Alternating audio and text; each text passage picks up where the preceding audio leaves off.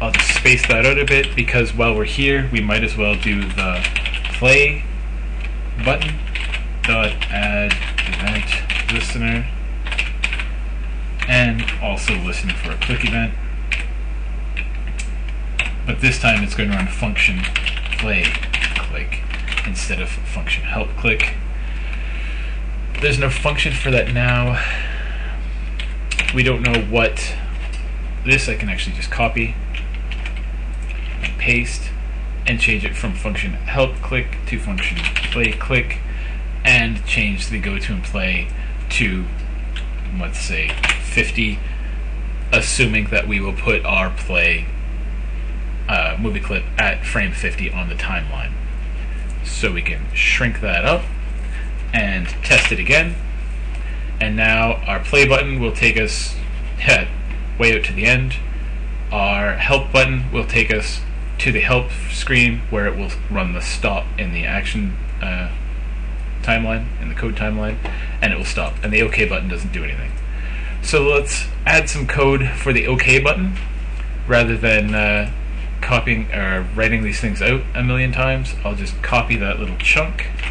Notice I'm getting the listener from the play button and the function from the click, but that doesn't matter because I'm going to have to change both of them. And we'll go over here to where the OK button starts to exist, back into the actions frame, and we'll paste that in. Now it's the OK button. Add event listener, click, and we want F OK click. You don't have to start your functions with F. I just do that so that I know that it's a function rather than a variable or anything else. When the OK is clicked, I want to go to and play 1, so we go back to the start screen and we can make a different choice. OK, OK, OK. Make sure that these are all consistent, especially when you copy and paste from somewhere else. We can close that up and give it a test. That's not the behavior that we want. Frame 30, line 3, unidentified property, the OK button. Alright, two important things there. Make sure I'm in the right, get rid of that panel. Make sure I'm in the right keyframe here, check out the actions frame, and look at my typo, get rid of that. But more importantly than my typo, I haven't given this OK button, which is inside of this movie clip here, an instance name. And I'm going to call it the OK button. Alright, let's try that. Give that a test.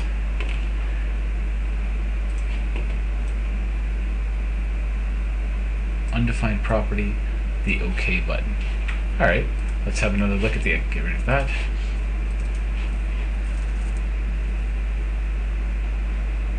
OK click. Alright. What I might be seeing here is because I have my button inside of a movie clip, it's giving me some problems.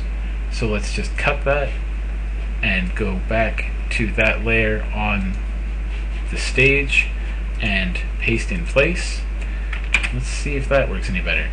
Now we have the play button will take us to a piece of the timeline that doesn't exist yet. The help button will take us to the help screen and stop, and the OK button will take us back to the start. That's fantastic. Okay, that's working, but you see how when we click the play button we jump immediately to the help screen. So let's make a bit of a transition there. What we'll do is in the help screen's timeline, let's say at about another 20 seconds after, 20 frames after the help screen comes into existence, we'll just throw another keyframe in there, and you'll see it's exactly the same as the first one with the help screen movie clip and the help button on it. And we're going to make a transition here, but let's do something cool and make the screen and the button come in separately. So I'll just go back and hit the insert layer tab and make an OK button layer. I'll rename that OK button layer, even though it's in the layer area and we know it's a layer. I'll just call it that anyway. And throw a keyframe on that a little bit after the help screen starts to exist. Insert keyframe, and then we'll go down here to where the help screen is and select just the OK button. We'll use Control X to cut that, and and paste it in place on the other. And make a keyframe there. And go to this keyframe back on the help screen layer, and we'll just take the OK button off of there. Oh, now you see what's happening. When I select here, you look up in the timeline, I've selected the OK button from the OK button timeline. So let's just make that timeline invisible. Or that layer invisible, sorry. Grab the OK button in the help screen layer, get rid of that, make the OK button layer visible again, and there you can see our help screen will appear, then the OK button, and then they'll both exist here at frame 50. But as I said, we want to animate that coming in, so let's go back here, help screen layer, to frame 30 where the help screen starts, and we'll just move that over here to the side. Sure, that's good enough. As long as it's not in the main area of the stage, then it won't be visible, and then all of a sudden it'll pop into existence. We'll go back here to the OK button layer and just move the OK button down a little bit. Now this, if we test this, when we hit the help button, it'll jump here, we'll see a blank screen, and the stop code will prevent it from doing anything. So let's move that stop code, we'll just click on it in the timeline and drag it over to 50 where everything is in, and we'll test it and see what that looks like. Don't expect it to be too pretty.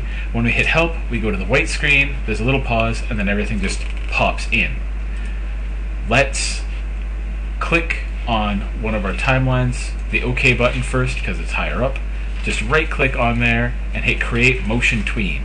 You'll see that turns blue in this little arrow, which means it goes from this frame where the OK button is down here, and it'll automatically tween it so that at frame 50 the OK button is where we left it at frame 50.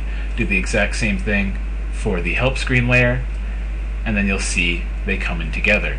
Now we want to make that run just a little bit nicer, so I'll click right on the tween, go to the ease, and ease them out a little bit for both tweens. We can test that again. Help screen. Oh, there, look at that, much better. But you notice when we hit the help screen, we have a white screen for a little while. So we don't want that to happen. Let's go down to the start screen, and let's just throw in a keyframe right there, and we'll bring the buttons along too. So those both exist. They'll get covered up by the other screen. Let's play that. So we got help, we got play, we run the help button, and we press OK, help, OK, play, takes us to the end. Sure, that's fine. Now play is probably taking us out to 50, which is exactly where, if you look in the timeline, 50 is exactly where our help screen animation stops. You'll remember that button's code is way back here on frame 1, so we'll have to change that once we actually have a play screen. What we can actually do is we have quite a bit of wasted space here where there probably won't be any animations on the first screen, on the start screen, so we can select this chunk of the timeline of both of them and just drag that right back, say, to frame 10. Okay? Then we'll take that bit that we just created, that's going to be a continuation of what existed. What was frame 50 is now frame 30, and that frame is going to continue the exact same way it was on those two timelines. So we'll just highlight that and hit remove frames. Done and done. Now you see what I've done here? By removing that frame, I've messed up the tween. The tween is now a dotted line, has no place to go to. Let's press Control Z and get those frames back. Let's select the next frame after the keyframe and remove those frames. Now our tween is still fine, but we have to change a couple of things. Our stop command, remember this is a stop command sitting up here, like in the action frame, stop, and the OK button information. We'll move that back here, so the OK button won't actually work until we get to frame 30, but that shouldn't be a problem.